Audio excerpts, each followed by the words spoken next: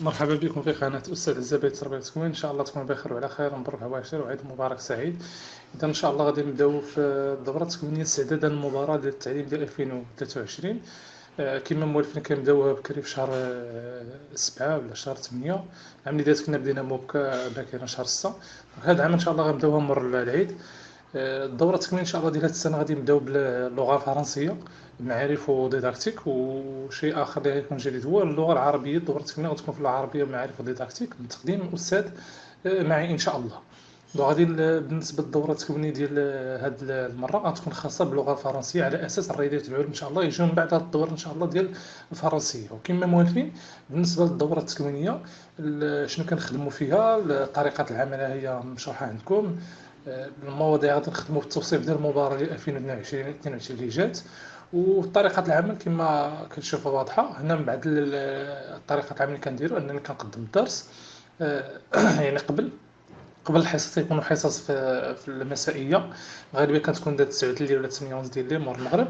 كنقدم الدرس، ومن بعد كنخلي واحد الوقت باش اخوان اخوات اللي ما عرفش شي حاجه صعيبه في الدرس ولا هذا، كتكون واحد المناقشه ديال نص ساعه.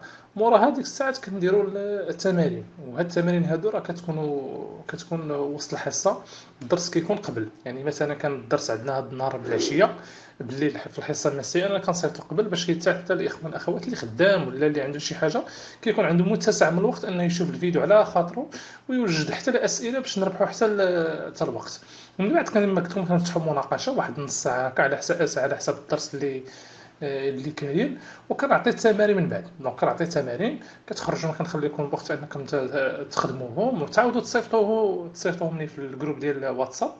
وكنصحوا داك الاخطاء اللي كاينين اللي جاكم يعني مشاركه، ولا الاخطاء اللي ديك الساعه تفرض لي على حسب نوع الاخطاء اللي كاين، وعلى حسب كذلك حتى نوع الدرس اللي كيكون.